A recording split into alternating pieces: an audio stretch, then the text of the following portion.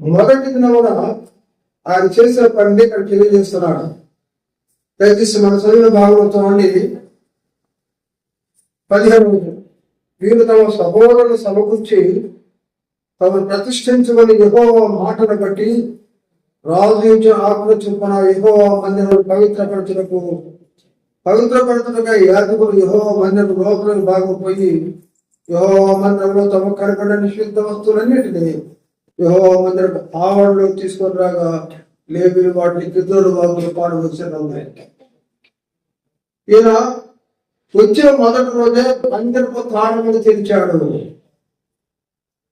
తండ్రి మూసివేశాడు. కుమారుడు ఇంకో తాళం వేయలేదండి.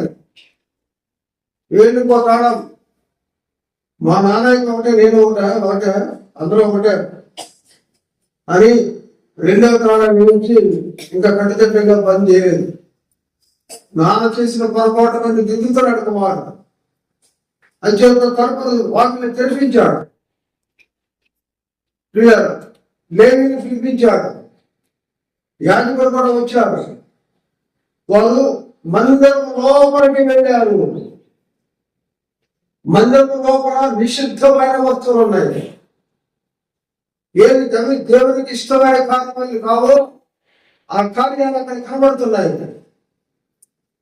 వాటిని దేవుని ఆజ్ఞ చొప్పున రాజుగారి ఆజ్ఞ ప్రకారంగా లేవీయులు ప్రతిష్ఠించుకొని లోపలికి వెళ్ళారు. మందిరం లోపలికి. మనంతరంగ జీవితంలో కూడా లోపలికి నుంచే కనబడతాయి కొన్ని. లోపల నుండి అనగా మానవ హృదయంలో నుండి వచ్చే కొన్ని ఉన్నాయి. ప్రత్యేకంగా మార్కు సువార్త 7:21 చెప్పాడు. అవి మన కనబడేది కావు. పైకి బాగానే ఉంటాం, పైకి అంతలాగా భక్తిలాగానే ఉంటాం, భక్తులాగానే ఉంటాం. కానీ హృదయం లోపల దాగమున్న విషయాలు కొన్ని ఉంటాయండి. అవి లోపలికి వెళ్తే కానీ తెలియవు. కాబట్టి అంతర్గర్యాలు హృదయాన్ని పరిశీలించేవాడు దేవుడు. ఆయన ఒకరికి మాత్రమే తెలుసు ఆ రహస్యాలేంటో. అంచేత యాజకులు లేవీయులు ఆ పని చేయడానికి పూనుకున్నప్పుడు వారు లోపలికి వెళ్ళారు. అంతరంగ జీవితంలో కూడా మన అంతరంగంలో లోపలికి వెళ్ళే అనుభవం కావాలి. పేతురు మరి వలలు వేసి అంతా ప్రయాసపడ్డాడు, చేపలు పడలేదు. పేతురుతో ఒక దగ్గర మాట చెబుతున్నాడు దేవుడు ప్రభువారు, లోపలికి నడిపించురావని. లోపలికి వెళ్ళి ప్రయోజనం ఉంది. లోపలికి వెళ్ళారు. నిషిద్ధమైన వస్తువులను వారి తండ్రి గారు ప్రతిష్ఠించినవన్నీ కూడా బయటకు తీసుకొస్తే పిల్లల అవి పెట్రోలు వాగులో పారబోసారు. ఎంతో చక్కని ఇన్ఫర్మేషన్ తెచ్చాడు, మంచి సంస్కరణ తెచ్చాడు. ఇప్పుడు మొదటి దినమున దయచేసి 17వ అధ్యాయం వచ్చిన చూద్దాం. మొదటి దినమున వారు ప్రతిష్ఠ చేయ ఆరంభించారు. నూతన సంవత్సరంలో కూడా మనం ఆరంభించవలసినవి ఏవో దైవ గ్రంథంలో మనం నేర్చుకొని కొన్ని మనకు తెలియనివి కావు, అన్ని మనకు తెలుసు. కానీ లోపలితే కనబడతాయి, అసలు బయటపడుతుంది. పవిత్రపరుస్తున్నారు. ముందు మందిరంలో పవిత్రపరుస్తున్నాడు. మందిరం అంటే ఇదిగో శృంగారంగా ఈ మందిరం కాదు. మందిరం అంటే మనమే దేవునికి ఆలయమై ఉన్నారు అని దేవుడు వాక్యం చెబుతున్నాడు. మీ దేహంలో దేవుని చేత మీకు ఇవ్వబడి దానిలో పరిశుద్ధాత్మకు ఆలయమై ఉన్నదని మీరు ఎరుగరా. పరిశుద్ధాత్మను నివసించాలంటే పవిత్రపరచబడాలి. ఆరంభించడం ఎక్కడ ప్రారంభం చేయాలంటే పవిత్రత నుండి ఆరంభం చేయాలి. మనం పవిత్రం కాము. యెషయా గ్రంథంలో 6 చెప్పాడు, నేను అపవిత్రుడను, అపవిత్రమైన పెదవులు గలవాడును. అపవిత్రుల మధ్య నివసిస్తున్నారు. మన జీవితం, మన రహస్యాలు అంతా అపవిత్రం. కానీ పిల్లలు లోపలికి వెళ్ళి ఆనాడు వాళ్ళు ఏమిటి శుద్ధీకరణ చేశారో, శుద్ధీకరణ చేయడం ఆరంభించారో, అలాంటి ఆరంభాన్ని మన జీవితాలు పవిత్రంగా ఉన్నాయో లేదో ఒక్కసారి ఆలోచన చేసుకొని ముందుకు సాగుదాం. ప్రారంభం పవిత్రపరచుట. అందుకే దశరుడి పత్రం 1 దశరుడిగా 4:7 చెప్పాడు, పవిత్రులు ఒకటికే మిమ్మల్ని తీర్చిన కానీ అపవిత్రులుగా ఉండటం దేవుడు మిమ్మల్ని పిలవలేదు. దేవుడు పిలిచాడు, పిలుపు అపవిత్రులుగా ఉండడానికి కాదు, అపవిత్రుల్ని పవిత్రులు చేయడానికి పిలిచాడు. పవిత్రత చాలా ముఖ్యం. పవిత్రత పొందాలి. ఆరంభం ప్రియులారా, ఇది లేకుండా ఏది కూడా ప్రియులారా మనం చేయలేము. పవిత్రత లేకుండా ఏ పని కూడా మనం చేయకూడదు. పవిత్రతతో ప్రారంభం చేయాలి మన జీవిత యాత్ర. మన యాత్రా జీవితం కానీ, సువార్త యాత్ర కానీ, ఏదాన్ని కానీ సువార్త కానీ మనం చేసే పనులన్నీ కూడా పవిత్రతతో ప్రారంభం చేయాలి. పవిత్రత లేకుండా ఏదో అందులాగా మనం కూడా పోతున్నాం ప్రార్థనకి అంటే అది సరైన విషయం కాదని మనం చేస్తున్నాను. పవిత్రత వారు ఆరంభించారు. దైవగ్రంథంలో కొన్ని మాటలు మనం ఆలోచించేద్దాం. ఇంకొక చక్కటి విషయాలు కూడా ఆలోచించేద్దాం. ఆదికాండం 4వ అధ్యాయం 26వ వచనం. ఆదికాండం 4వ అధ్యాయం 26వ వచనం. మరియు షేతునకు కూడా కుమారుడు పుట్టెను. అతడు ఎనోషుని పేరు పెట్టెను. అతడు యెహోవా నామమున ప్రార్థన చేయుట ఆరంభమాయెను. ఇది రెండవ పెట్టండి. పవిత్రత ముందు ప్రారంభం. పవిత్రత లేకుండా ప్రార్థన చేయకూడదు. పవిత్రత చాలా ముఖ్యం, అన్నిటికీ ముఖ్యమైన పవిత్రత. కనుకనే ఆయన అడిగాడు, యేసుక్రీస్తు నామమున మీరు కడగబడ్డారని 1 కొరింథీ 6:11 చెప్పాడు. కనుక సోదరి సహోదరులారా ఆలోచించేద్దాం. ఇక్కడ మనం చూస్తున్నాం యోగేశ్వరి కాలంలో అది వరకు ప్రియులారా కన్యను హేగల చరిత్ర కనబడుతుంది. హేగల భక్తుడే, ఆయన మరణించాడు అన్న చేతులు. ఆ తర్వాత అతను దేశ పని వెళ్ళిపోయాడు. అయ్యో, తర్వాత పుట్టిన కుమారులో ఆ తర్వాత సంతానం, ఆదాము సంతానంలో ఏనోష్ వచ్చాడు. ఏనోష్ అతని దేవుని విధానం ఎలా ఉందంటే అతడు ప్రార్థనతో ప్రారంభం చేశాడు. ప్రార్థనతో ప్రారంభం చేయాలి మన పనులన్నీ. ప్రార్థన లేకుండా ఏ పని చేసినా, ఈ దండయాత్ర చేసినా ప్రార్థన లేకపోతే ప్రయోజనం లేదండి. ప్రార్థన ముఖ్యం. ప్రసంగాల కంటే కూడా ప్రార్థన ముఖ్యం. ప్రసంగం చెప్తుంటే బాగానే ఉంటుంది, వింటున్నా బాగానే ఉంది. కానీ ప్రార్థన చేయడం అంటేనే మనం తలనొప్పి ఒక్కోసారి. అందులో ప్రభు చెప్పాడు, విసుమగా నిత్యము ప్రార్థన చేయండి. విసుముదల వచ్చింది ప్రార్థనలో. మన పని మీద మనకి విసుముదల రాదండి. మన పని మీద విసుముదల ఇస్తే మనం ఆ పని మార్చుకుంటాం. అది కష్టమైన తమలో చేస్తాం. ఏ విసుముదల వచ్చిందంటే ప్రార్థన చేయడానికి వచ్చింది. అందుచేత ప్రార్థన చేయడం అనేది చాలా ముఖ్యమని నేను మనం చూస్తున్నాను. ఎలా చేయాలి ప్రార్థన? ఏ విధంగా ప్రార్థన చేస్తే దేవుడు అంగీకరిస్తాడు? మన తెలుసు స్వాత 18వ అధ్యాయంలో ఇద్దరు వెళ్ళారు.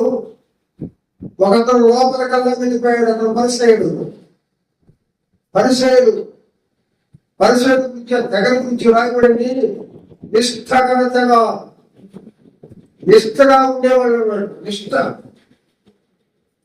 నిష్ఠగా ఉన్నాయి కాబట్టి మీ అందరికంటే ఎక్కువ ఉంటారు అని. అదే జరిగింది ఇక్కడ. నేను దశ బాగా ఇస్తున్నాను, అది చేస్తున్నాను, ఇది చేస్తున్నాను, ఉపవాసం ఉంటున్నాను అన్నాడు. కానీ తన తోటి సహోదరుని ప్రేమించడం చేతగాలని తను బయట ఉన్నాడు. ఒక దొంగలు కాదు, చోరుడు కాదయ్యా, అపవిత్రం కూడా కాదు, అలాంటి వాడు కాదు. బయట ఉన్నాడు, అలాంటి వాడు కాదు. ఎవరు చెప్పుకున్నాడు అతని పేరు? దేవుడు అతను ప్రార్థన బయట ఉన్నవాడు ప్రార్థన మొదలు పెట్టాడు. ఆకాశం వైపు కూడా చూడటానికి కన్నులు ధైర్యం చాలేదు.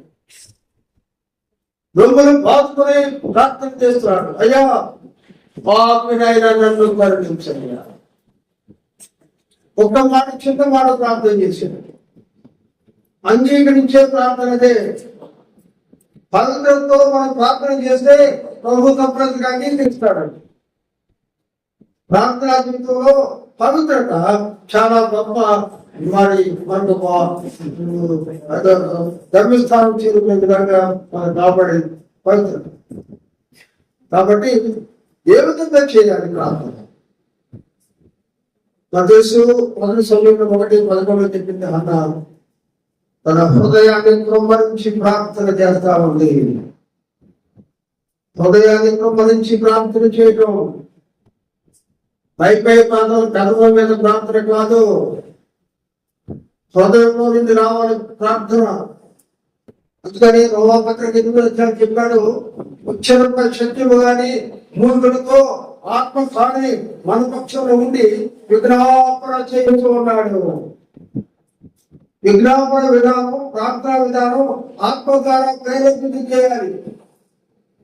అంతేగాని ఏదో ప్రోత్సాహం కట్టి ప్రార్థన చేయాలంటే కాదు, హృదయంలో ఉండి రావాలి. హృదయంలో ఉండి రావాలంటే హృదయంలో మొదట పవిత్రత కావాలి. పవిత్రత తర్వాత ప్రార్థనా జీవితం ఉండాలి. ఏంటి ఆలోచించవలసినయే. అంచేత ఇంకో చక్కటి విషయం కూడా ఆలోచించేద్దాం. ఫిలిప్పీయులకు రాసిన పత్రిక, ఇవి మనకు తెలిసిన విషయాలు, కొత్త విషయాలు ఏం కాదు, ఒకసారి గుర్తు చేస్తున్నాను. అంటే దయచేసి ఫిలిప్పీయులకు పత్రిక 1:3 ఫిలిప్పీయులకు రాసిన పత్రిక 1 చదువునా?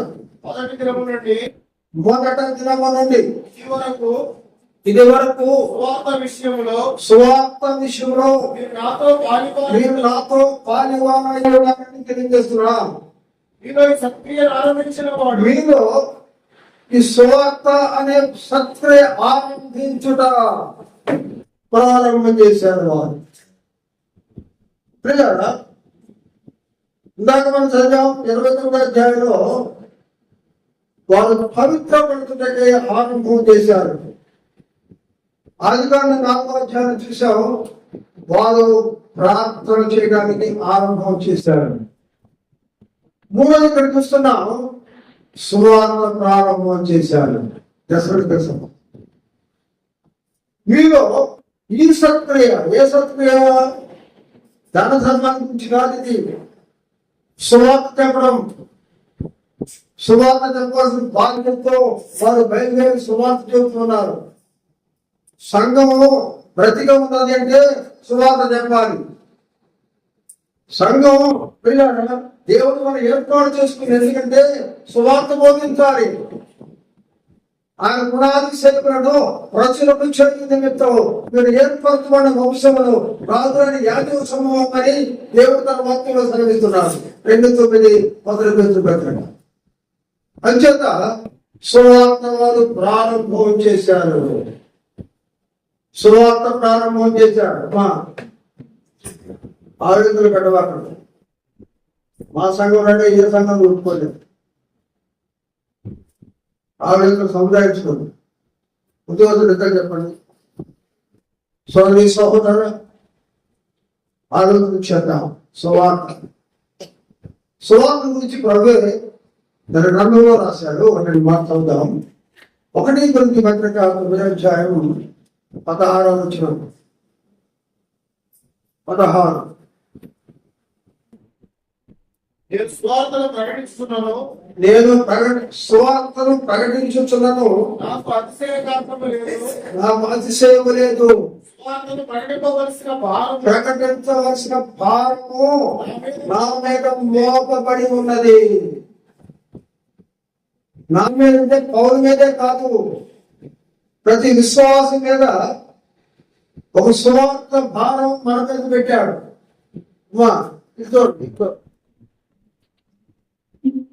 సువార్తను ప్రకటించవలసిన భారం. ఈ భారం కలిగిన వాళ్ళే ఎప్పుడైనా భారం కోసం భారం చేస్తారండి. మరి ఎంతో దూర ప్రాంతాలు వెళ్ళి సువార్త పని తీసుకొస్తారంటే ఆ భారం నిలబడి అక్కడ పోరు. సువార్త భారం, సువార్త ప్రకటించబోతున్న శ్రమ అన్నాడండి. నేను రుణస్తున్నన్నాడు రోమాపత్రిక 1వ అధ్యాయంలో. నేను మీకు రుణస్తున్నది, మీ సువార్త చెప్పాల్సిన రుణాన్ని తీర్చుకుంటున్నారన్నాడు పౌలు మన జీవితంలో. సోదరి సహోదర, సువార్తను ప్రారంభం చేయాలి. సువార్తను ప్రారంభం చేయాలి. సువార్త దాన్ని ప్రకటించే వారు పాదములు సుందరమైన కూడా చెబుతున్నాడు. అంటే అవి కొండ మీద ఎక్కే కాళ్ళు. కొండ అంటే ఎక్కైన ప్రదేశం. ఏ ప్రదేశంలో కూడా ఎక్కి సువార్త పని చేయకుండా సామర్థ్యం కలిగిన వాళ్ళు సువార్త సేవకు. అందుచేత సువార్త ప్రారంభం చేశారు వాళ్ళు. మొదటి దినమున వాళ్ళు సువార్తాన్ని సక్రియ ఆరంభించారని వాటిలో తెలియజేస్తున్నాడు. ప్రయోగంలో సువార్త బోధిస్తున్నాడు, కానీ సువార్తను బోధించేవారు ఎలా ఉండాలి ఏదో ప్రశ్న. సువార్త మన ఇష్టానుసారంగా చెప్పడం కాదండి. జీవితాలు సరి లేకుండా సువార్త చెప్పకూడదు. అందరూ దానికి అమ్ముతున్నారంట, దగ్గుదానికి అని అమ్ముతున్నారంట. రోడ్లు అమ్ముతే అతనే బాగా తగ్గుతున్నాడు. అతను తగ్గలేదు కానీ దగ్గుదానికి అమ్ముతున్నాడు. మన జీవితం సరి లేకుండా సువార్త చెప్పకూడదు. బుద్ధి పెట్టుకుందాం. నలభై కష్టపడవాకండి. త్వరగా ఈ విషయాలు కొంచెం కట్టుగానే ఉంటుంది. ఇలాంటి మాట్లాడతాం. దయచేసి ఒక వాక్యం కొనసాగి పత్రిక ఫిలిప్పీ పత్రిక 1:28. ఫిలిప్పీలో రాసిన పత్రిక 1:28.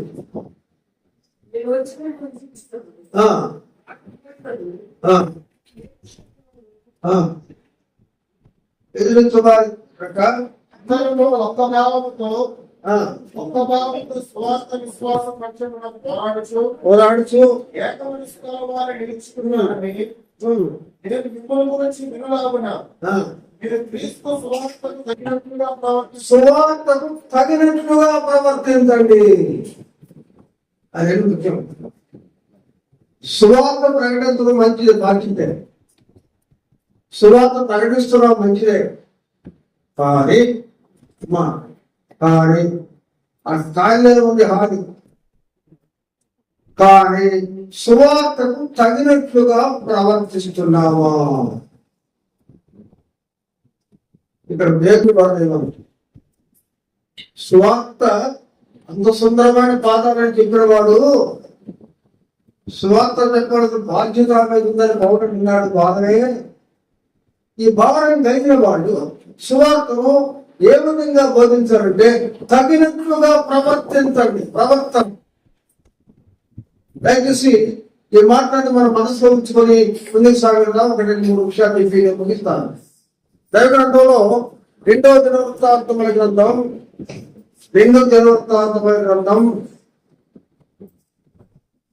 20వ అధ్యాయం 2వ దినవృత్తాంతముల గ్రంథం 20వ అధ్యాయం 22వ వచనం. వారు పాడుటకును మొదలు పెట్టారు, ప్రారంభం చేశారు పాటలు. పాటలు ప్రారంభం చేశారు. ఏ పాటలు? సువార్త తగిన గీతాలు సువార్తను పాడాలండి. ఒక ప్రధాన కూటాన్ని తీశారు. అతను పాట పాడండి.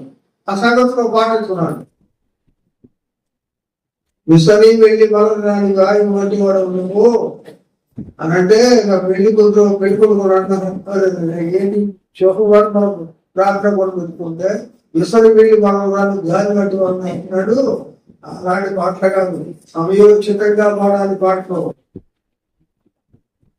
పాటలు పాడే విధానం కూడా 1:14 చెప్పాడు. నేను ఆత్మతోనూ పాడదును మనస్సుతోనూ పాడదు అన్నాడు. ఆత్మతో పాడాలి, మనస్సుతోనూ పాడాలి. మనుష్యానుసారంగా పాడకూడదు.